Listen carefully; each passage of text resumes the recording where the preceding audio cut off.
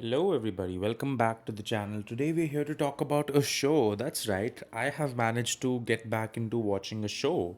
I usually stick to one episode a day, and I thought, why not watch the highest rated thing on Letterbox, highest rated show on Letterbox, basically Band of Brothers. Basically, it's the story of the Easy Company, which was, a division in the World War II. So I watched it, I finished watching it, and I was like, yo, this shit slaps. Now, it wasn't as great as the ratings were suggesting. It's not a five-star show, but I think that's also because I kind of, it's like a lot of American pride and all that stuff, and I was like, I don't really know. Like, I can relate to the general consensus. Like, for me, which is kind of ironic, I'm making this comparison because I'm pretty sure Tom Hanks and Steven Spielberg created the show, right? Like, they're the executive producers. But for me, it felt very much in the same vein of Saving Private Ryan. And if you watch my video on that, which I made like a couple of months ago by the time this comes out, it was I believe I titled that video "The Gold Standard for War Movies." I think this show is the gold standard for war TV shows because I think both Saving Private Ryan and Band of Brothers has a good standard of what shows and movies about war should be like. And to be honest, I've never really watched a lot of TV shows which are centered around the war. But this show, if I do watch another show which is centered around any war, I would say, okay, is it as good as Band of Brothers? I feel like that's going to be hard to beat because Band of Brothers is genuinely a fantastic show, right? Like not to take away from it by saying it's not a five-star show, because that doesn't change the fact that it's actually an incredible show start to end. Found myself tearing up at multiple points during different episodes. I think it's what Why We Fight, which is episode 9. Absolutely haunting episode. I would argue one of the most important episodes ever in TV shows in general because of just how sad it is that that whole episode you can't even write it off as one of the greatest fictional episodes ever because they show what actually happened in real life in that episode in a very tame manner, no less, compared to real life. It's not tame in the show, it's pretty haunting actually, but man, it's rough, man. Like, this show has such great moments from start to end. It's actually fantastic.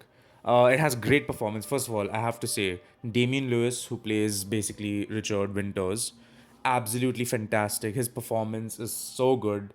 He kind of takes the backseat towards the end of the show, even though he is a protagonist. But his performance in like the first half of the show, like the first five or so episodes, it's pretty good. Ron Livingston, who plays Lewis Nixon, great. David Schwimmer, absolutely blowing me away by his performance of Captain Sobel. Because I've seen a few episodes of Friends, and when you see David Schwimmer, you think of Ross. And then you watch episode 1 and you're like, that is not Ross. I mean, say what you will. I don't like Friends, but you can't deny the fact that these actors are talented, especially David Schwimmer. Like, that switch up, like, I kid you not, every time I was watching it, I was not thinking, oh, it's Ross, because it's just such a different performance and really good for David Schwimmer. Like, man has range. I just have to point out all the performances which I really liked. I think Matthew Settle, is that his name? Matthew Settle, who plays Captain Spears, absolutely fantastic, electric performance. I think Captain Spears has one of the more. It's such a different performance from everyone else, and I really enjoy it because he's like much more prominent towards the end of the show, but you know of him throughout the show, and it's just great. I think Matthew Settle plays him incredibly well. I got to point out more stuff. I got to point out more stuff. Who am I thinking of? I think the one who played Robert Sink, Colonel Sink, Dale Dye. He did an excellent job as well. I'm thinking about Donnie Wahlberg, who played Carwood Lipton. There's like a whole episode of him and Spears, or basically him. I think that was a great performance as well. I gotta say also my favorite members of the Easy Company. I mean, it's gotta be like it's Luz and Malarkey, and also not Pocahontas. Who am I thinking of? Garnier, Gonorrhea, who is played by Frank John. I can't see the last name here, but William Guarnier. First of all, absolutely fantastic performance. They actually show the real veteran at the end. Nailed his performance. Fucking fantastic. Donald Malarkey, played by Scott Grimes. George Luz, played by Rick Gomez. And you know what? I'm not going to diminish others by saying, oh, it wasn't that good. Like, everyone does such a realistic performance. Absolutely fantastic. I just pointed out my favorites and my standout performances, but overall, this is fantastic. And it has a lot of, it has a Jimmy Fallon cameo, it has Tom Hardy, it has Michael Fassbender. So it has a lot of people, it has a lot of people who, before they were famous, they were in Band of Brothers. And it's just really good. The show is really good, start to end, and it's not a very long show. I mean, it's one season worth, which is like 10 episodes. It's like a mini series essentially, but it's absolutely fantastic. You have excerpts from real veterans talking at the start of the episodes, which is honestly just great. That's fantastic.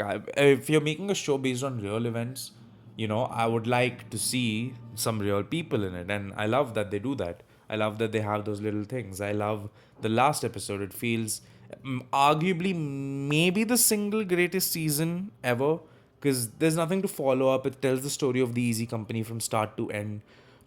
Honestly, if you're just comparing on a season to season basis, might be the, like, I can see argument of being like, oh, this is the greatest show ever, because technically it just has one season and it's like a perfect season start to end. Like, there is nothing where you can be like, oh, this and that, because they don't try to fictionalize a lot of things. A lot of it is just straight up excerpts from, I believe it's based on a book, and they just like had to, apparently they had to tone down stuff in the show because it was so unremarkable in real life. And we saw that earlier in Hacksaw Ridge as well, where they had to like tone down how ridiculous some of these achievements of these men were. So, overall, just a fabulous show, man. Genuinely fantastic. Like, I'm not American and I still, like, you see, that's the thing. This is not a show where only if you're American you'll really like it. This is almost like a spiritual successor to Saving Private Ryan, because everything of this is post the events of Private Ryan, essentially. So, if you liked Saving Private Ryan, you'll like this show. It's genuinely fantastic. And I like both of them, which is why I ended up liking the show. It's just really good, really fantastic performances.